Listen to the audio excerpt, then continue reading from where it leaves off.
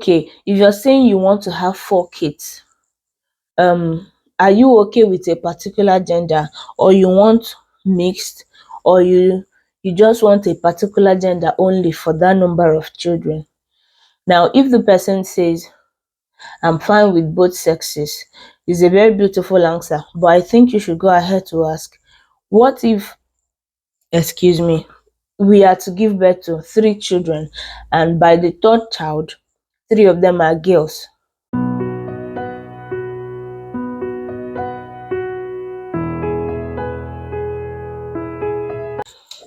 Hi guys, welcome back, welcome back, welcome back, welcome back. It's your girl there, Jane, and thank you for coming along. On today's episode, we'll be discussing questions you're supposed to ask, questions single people should ask before going ahead to get married.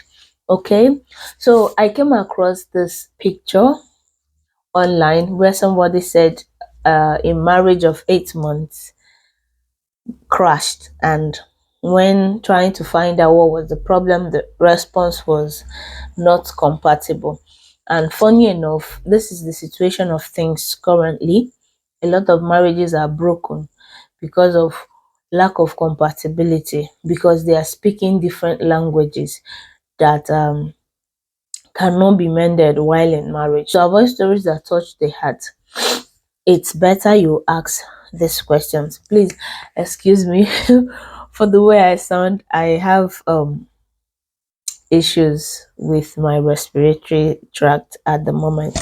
So these questions I'm going to be talking about, they are actually in no particular order. You can ask them, some of them first date, second date, anyhow, but these are crucial questions you're supposed to ask. Anybody in a serious relationship should ask to know whether to go ahead or not. The first thing on my list is, if you're a woman, make sure you're asking the guy, what is it you're looking for in a woman? In a woman you want to be your wife, in a woman you look forward to getting married to.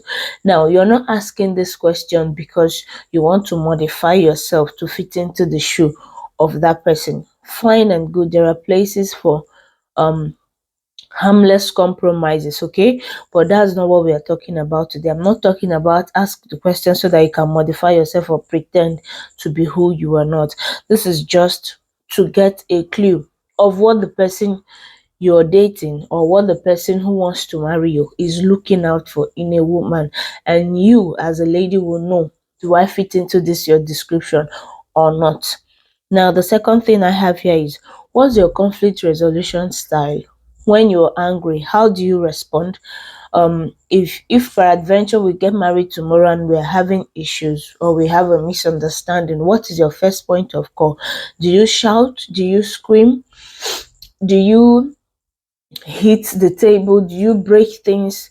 And this one, this one, some persons may say, oh, the person may lie, the guy may lie, the lady may lie, but definitely you're in a relationship and misunderstandings will occur. So as much as you're asking these questions, you are also being observant, so that the actions they are portraying in the relationship is also in tune with what they are saying.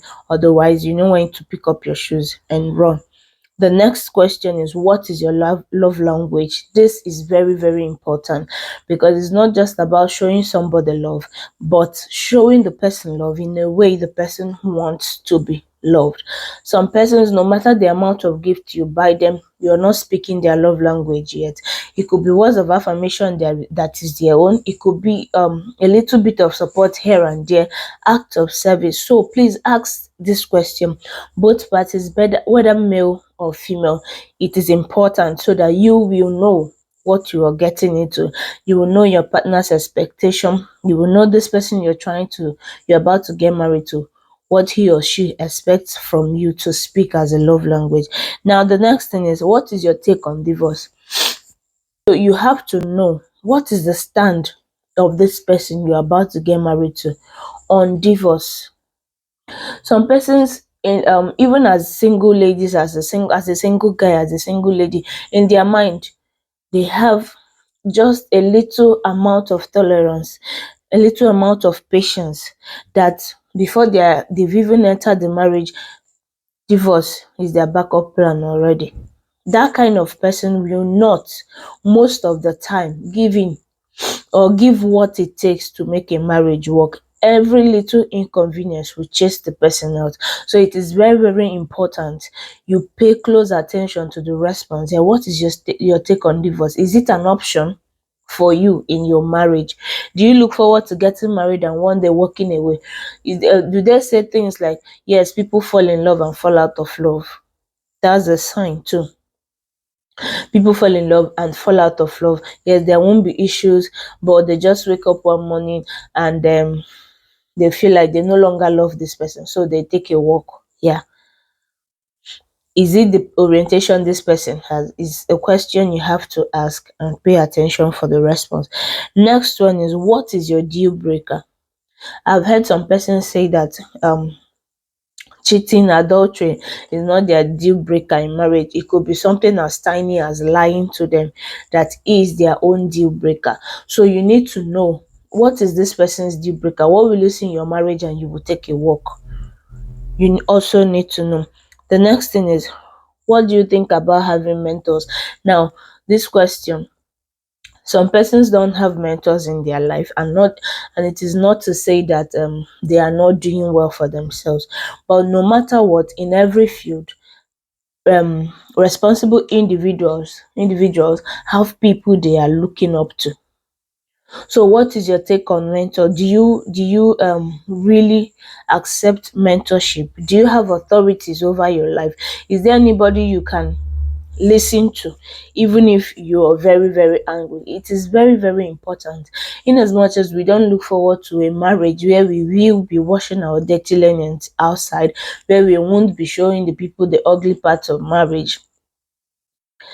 It is also crucial that the person you're getting involved with have somebody he or she listens to even while angry. So please ask that question. The next thing is, what ended your previous relationship? It is important you know. Now, I'm not saying you should go ahead to start digging deep into the person's past relationship. I just want to know what happened.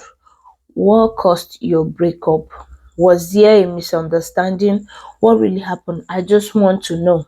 Okay, so it is important you know, because how that relationship ended will give you a clue of the kind of person this person is. And also beware of those who paint their exes as the devil. Anybody who paints his or her ex as the devil without showing grace, you need to open your eyes well. You need to open your eyes well. Now, I know there are people who have experienced terrible people, you get, but there is a way this person will talk about his or her ex. Even if that person is terrible, you will figure out that this person is telling the truth, or this person has grace towards this person. He or she is not trying to make her ex or his ex look like the devil. You get what I mean? The next thing is, are you still communicating with your exes? It is very, very crucial that this question is asked. I've heard stories, a lot of stories, where women go back to their exes to go and give invitation cards in their houses when they are preparing for their wedding. I've heard it and it never ends well. So are you still communicating with them? Are you guys still talking? What is the state of events between two of you? There is a level of closeness one will exhibit with his or her ex that will make you question if actually they've gotten over themselves. So ask, are you still communicating with your ex? Don't make it a tug of war. Okay. The next question here is, would you love to have kids in marriages? Now, this one you may say, is not a very important question. Who doesn't want to have kids? Please, there are people who do not want to have kids. I know a couple, the man loves kids, but the wife said she doesn't want kids. So up till now, they don't have any child and they are not planning to have one. So please, would you love to have kids? It's very important. How many would you love to have? Well, okay, if you're saying you want to have 4 kids, um, are you okay with a particular gender, or you want mixed, or you just want a particular gender only for that number of children. Now, if the person says, I'm fine with both sexes, it's a very beautiful answer. But I think you should go ahead to ask, what if, excuse me, we are to give birth to 3 children, and by the third child, 3 of them are girls? What will happen? What will be your reaction? Or if I give birth by the third child, um 3 of them are boys, what will happen? Okay, so these are questions you have to ask. Okay, now the next question here is what if after a year of marriage, will you want to have kids immediately after the wedding? What is your stand? Then if the answer is yes, you can go ahead to ask, what if after a year of marriage there are no kids? What will be your reaction? And both of us have been to the hospital and we are told that we are medically okay. What is your take? What will happen? All these things are very, very crucial. I've come across a guy, while I was still single. We talked and I was like, how far? After 1 year, what if, because the guy loves kids, and I said, what if you get married and after 1 year you guys don't have a child, and you've been to the hospital and the doctors are saying, oh, both of you are perfectly okay, nothing is wrong? What will you do? Guess the answer. Oh yes, your answer is as good as mine. He just told me, oh, the woman will have to go. In their family, they are sharpshooters. Eh, his eldest sister had 16, Abi had 10. He started mentioning all those things. So these are the issues. Okay, these are the issues. Don't let the love in the atmosphere blind your eye. So I'll stop here for today, but then I'll still bring more questions your way. And if you feel there's any question I didn't touch, please go ahead and drop it in the comment section. And please, if you know you've not subscribed, please do well to click on the subscribe button and like the video. Thank you for your time. See you next time. Bye.